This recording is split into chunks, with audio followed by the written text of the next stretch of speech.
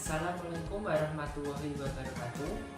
Perkenalkan, nama saya Agus Kristiono, calon CGP Angkatan 8 dari Kabupaten Semarang. Pada kesempatan kali ini, saya akan menyampaikan tentang koneksi antar materi. Pembelajaran yang saya lakukan sebelum mempelajari modul 1 Belajar Dewantara adalah pembelajaran yang lebih banyak berpusat pada guru. Kegiatan pembelajaran menempatkan guru sebagai satu-satunya sumber pembelajaran. Dalam hal ini, murid di kelas hanya memperoleh bahan pelajaran berasal dari guru. Murid di sana hanya mengerjakan buku, LKS, dan lain-lain.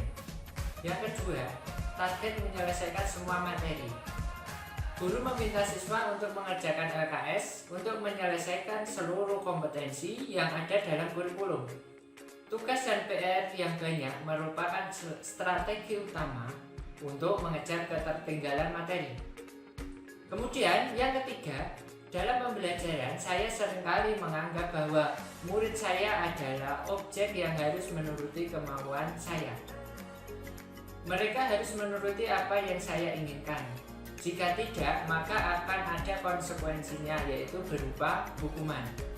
Saya meminta peserta didik saya mendengarkan apa yang saya jelaskan di depan.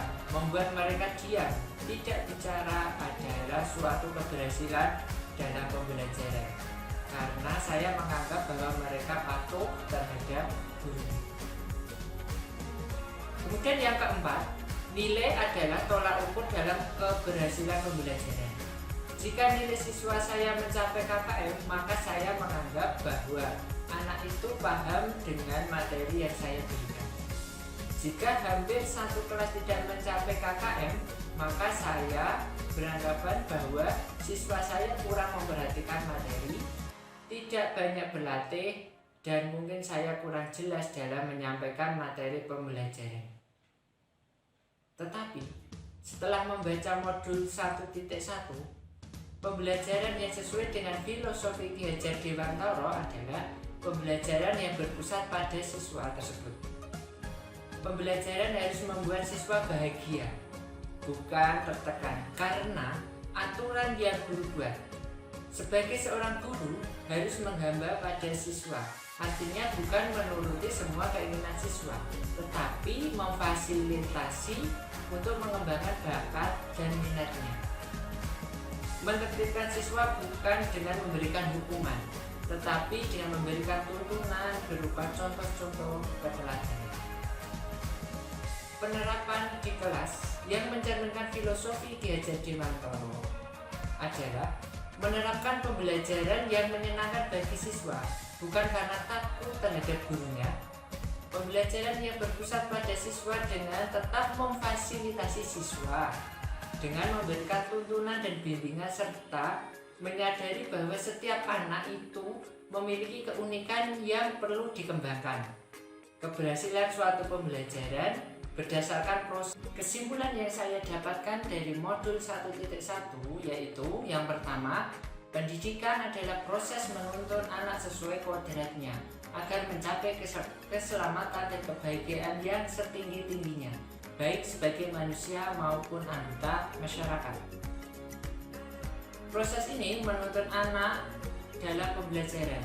Dalam proses menuntun ini diciptakan pembelajaran yang menyenangkan, bukan menegangkan, sehingga dapat mencapai kebahagiaan.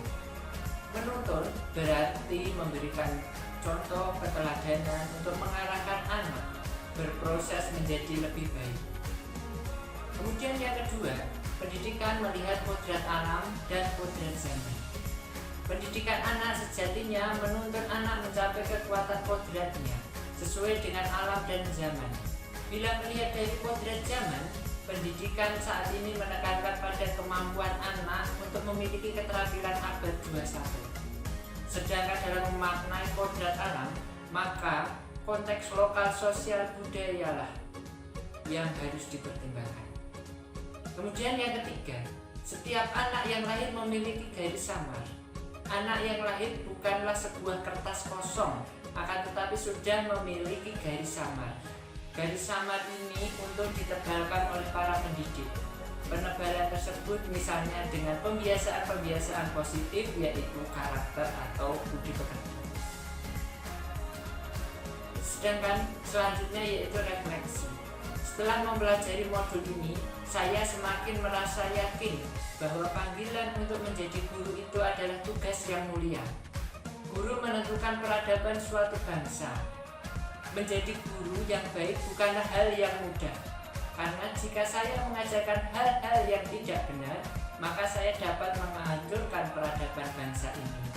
Oleh karena itu, saya harus selalu menjadi pembelajar sepanjang hayat, menyesuaikan dengan kodrat alam dan zaman di mana saya berada untuk mendidik murid secara holistik dan kontekstual.